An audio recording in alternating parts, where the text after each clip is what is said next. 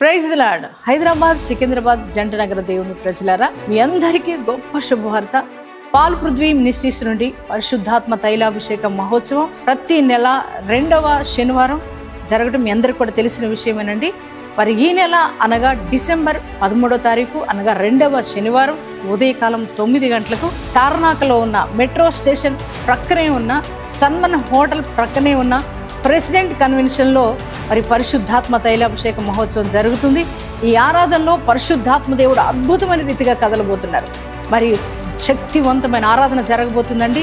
శక్తివంతమైన వాక్యం ద్వారా పరిశుద్ధాత్మ దేవుడు మనల్ని సంధించబోతున్నారు. అంత మాత్రమే కాదు, మరి దైవ కార్యాలు మనం చూడబోతున్నాం. ఆనాడు ఆది అపోస్తుల కాలంలో జరిగిన బలమైన కార్యాలు పరిశుద్ధాత్మ దేవుడే జరిగించబోతున్నారు. కనుక ఏ సమస్యలో ఉన్నా, ఏ బాధలో ఉన్నా, నెమ్మది లేకున్నా మీరందరూ కూడా కుటుంబాలతో రండి, దైవ దీవెనలు పొందుతారు.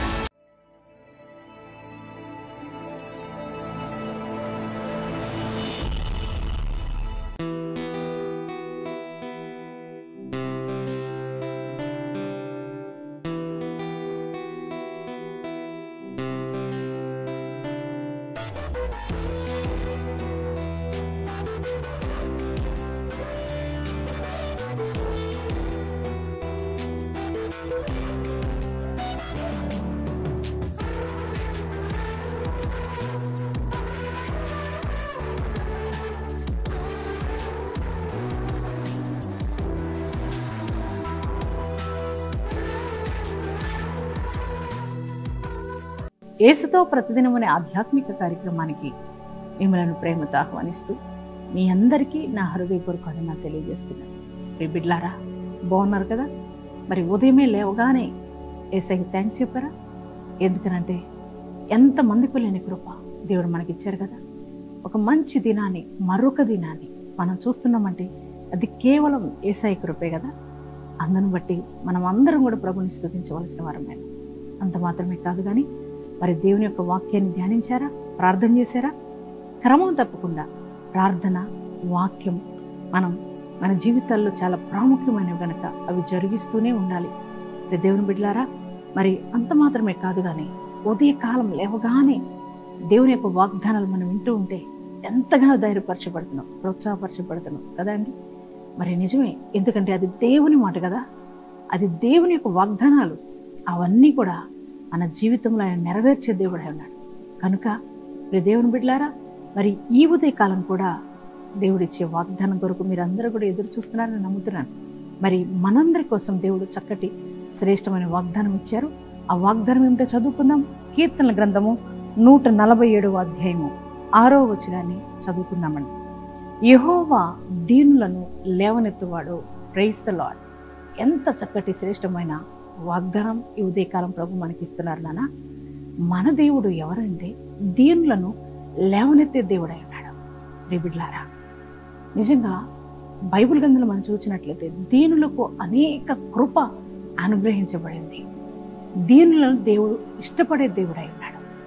దేవుని పిల్లలారా, దీనులను ఆయన లేవనెత్తే దేవుడై ఉన్నాడు. దేవుని పిల్లలారా, మరి ఈ ఉదయకాలం ఈ వాగ్దానం వింటున్న మీ జీవితాలు ఈ రోజున దీనస్థితిలో ఉన్నారా? ఈ పరిస్థితులు ప్రతికూలంగా ఉన్నాయా? ఆర్థికపరమైన ఇబ్బందులతో అల్లాడుతున్నారా? మరి ఈ రోజున దీన స్థితిలో ఉన్న మిమ్మల్ని చూసి అందరూ అపహసిస్తున్నారా? మీ బంధువులు, స్నేహితులు, రక్త సంబంధికులు, మరి నీ యొక్క ఇరుగు పొరుగు వారు మీ స్థితిని చూసి ఒకవేళ అందరూ కూడా మరి అవమానిస్తున్నారేమో, మీ స్థితిని చూసి అసహ్యించుకుంటున్నారేమో కదా. అవునండి, మనం దీన స్థితిలో ఉన్నప్పుడు ఏ మనుషుడు మన పైకి లేవనెత్తలేడు, ఎవరి వల్ల కాదండి. కానీ మనం దీన స్థితిలో ఉన్నప్పుడు మనల్ని లేవనెత్తగలిగిన వాడు ఎవరంటే మనం ఆరాధిస్తున్న యేసయ్య ఒక్కడే. ఆయన మనల్ని లేవనెత్తే దేవుడై ఉన్నాడు. దేవుని బిడ్డలారా, దేవుని వాక్యం సెలవిస్తుంది, దీనుల కంటే దేవుడు కృప అనుగ్రహిస్తాడు, దీనులకు ఆశీర్వాదం అనుగ్రహించే దేవుడై ఉన్నాడు. దేవుని బిడ్డలారా, ఆయన కృప నేను లేవనెత్తబోతున్నాయి. నీ పరిస్థితులు మారబోతున్నాయి. ఈరోజు ఆర్థిక పోరాటాలు కాదు, అనారోగ్య పరిస్థితులు కాదు, అనేక శ్రమలు, అనేక వేదనలు, అనేక శోధనలు, మరి అప్పు బాధలు, ఇవన్నిట్లో నలిగిపోతున్నావేమో. ఈ స్థితిలోంచి ఈ దీన స్థితిలోంచి నేను ఎవరు లేవనెత్తట్లేదని బాధపడుతున్నావా? అయితే ఈ ఉదయకాలం దేవునితో మాట్లాడుతున్నాను. నిన్ను దీనుడిగా ఉన్న నిన్ను నేను లేవనెత్తబోతున్నాను అంటాడు. అవునండి, దీన స్థితిలో ఉన్న దావీదును పైకి లేవనెత్తాడు. దీన స్థితిలో ఉన్న మరి ఎస్తేరును దేవుడు పైకి లేవనెత్తాడు. దేవుని బిడ్డారా, మన దేవుడు లేవనెత్తే దేవుడు అయినాడు. అదే స్థితిలో ఉంచే దేవుడు కాదు.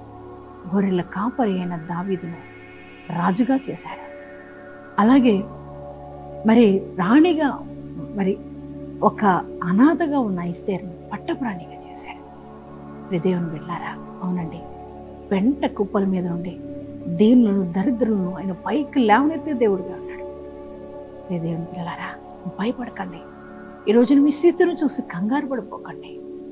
నీ స్థితి మారబోతుంది. నీ పరిస్థితులను మార్చి ఆయన నేను లేవనెత్తబోతున్నాడు. ఎక్కడైతే నిందించబడుతున్నావు, ఎక్కడైతే అవమానపరచబడ్డావు, ఎక్కడైతే త్రోసివేయబడ్డావో అక్కడే దేవుడు నిన్ను ఘనముగా లేపబోతున్నాడు, ఉన్నతంగా లేపబోతున్నాడు. నీ స్థితిని ఎంతగానో హెచ్చించబోతున్నాడు. ఎంతగా లేపుతాడంటే ఎవరికి అందనంత ఉన్నతంగా దేవుడు నేను లేవనెత్తబోతున్నాడు. కనుక ఈ మాటను బట్టి ధైర్యం తెచ్చుకుంటావా? నా దేవుడు నన్ను లేవనెత్తబోతున్నాడని సంతోషిస్తారా? మరి దేవుని మాటను నమ్ముతున్నారా? ఈ ఉదయకాలం ఎంతమంది దేవుని మాటను రిసీవ్ చేసుకున్నారో మీ అందరి జీవితాల్లో ఈ వాగ్దానం నెరవేర్చబడనుగాక. అందరం కలిసి ప్రార్థన చేసుకుందామా? Thank you father. పరిశుద్ధుడ మహోన్నతుడిని వందనాలు, స్తోత్రాలు. ఈ ఉదయకాలంలో ఇచ్చిన వాగ్దానం కొరకే వందనాలు. దీనులను పైకి లేవనెత్తుకోవడం నీవేనని మాతో మాట్లాడినందుకు వందనాలు. అవునయ్యా, మేము దీన స్థితిలో ఉండి మమ్మల్ని ఎవరు పట్టించుకోరు, మమ్మల్ని ఎవరు లేవనెత్తరు. అయ్యా, మా స్థితిని చూసి అందరూ అసహించుకుంటారు, అవమానపరుస్తారు. కానీ ప్రభా, దీనులను లేవనెత్తగలిగిన వాడు ఒక్కడవే. అయ్యా, ఈరోజు ఈ వాగ్దానం వింటున్న వారి పరిస్థితులు అయ్యా ఈ రోజున ప్రతికూలంగా ఉన్నాయేమో, వారి స్థితిగతులు నైనా చూసి అందరూ కూడా అవమానపరుస్తున్నారేమో. నాయనా, ఇదిగో నైనా ఒకవైపు అనారోగ్య సమస్యలు, ఆర్థిక పోరాటాలు, నలిగిపోతున్నారేమో. నీ బిడ్డలను దర్శించండి అయ్యా. ఆ స్థితిలోనే ఎప్పుడు ఉంచవయ్యా. నువ్వు పైకి లేవనెత్తే దేవుడు ఉన్నావు. అదే అప్పుడు, అదే రోగం, అదే అయ్యా సమస్యలు ఉంచవయ్యా. నువ్వు లేవనెత్తే దేవుడుగా ఉన్నావు కనుక నీ నామంలో మేము నీ యొక్క వాగ్దానం మేము నమ్ముతున్నాం, విశ్వసిస్తున్నాం ప్రభా. యేసయ్య, బిడ్డలందరినీ జ్ఞాపకం చేసుకో. అప్పులు కాడి యేసు నామములో విరిగిపోయినాక అయ్యా, ఎవరైతే రోగాలతో పీడింపబడుతున్నారో వారికి స్వస్థత కలుగునుగాక. అయ్యా, సమస్యల వలయంలో చిక్కుకొని ఉన్నారో వారికి విడుదల కలుగునుగాక. దురాత్మ చేతబడి మాంత్రిక శక్తులతో పీడింపబడుతున్న వారికి విడుదల కలుగునుగాక. తండ్రి నాయన, అయ్యా నాయన తండ్రి, వారి స్థితిగతులు మార్చబడునుగా. ఉన్నతమైన కృపలోనికి వారు వచ్చేదిగాక. చదువుకునే బిడ్డలకు మంచి ఉన్నతమైన స్థితి అనుగ్రహించండి. ఉద్యోగాలు లేని వారికి ఉద్యోగాలు దయచేయండి. వ్యాపారాలు దీవించండి, చేతి పనులు దీవించండి, వ్యవసాయ పనులు దీవించండి నాయన. అలాగే ఈరోజు మ్యారేజ్ డేస్, బర్త్డేస్ చేసుకున్న ప్రతి వారి జీవితంలో నీ గొప్ప కార్యాలు జరుగునుగా. వారికి ఉన్నతమైన కృప అనుగ్రహించబడునుగా. ఈ దినం అంతా నీ ప్రజెన్స్ మాతో ఉంచి నడిపించి యేసు నామములో ప్రార్థిస్తున్నాం తండ్రి. ఆమేన్.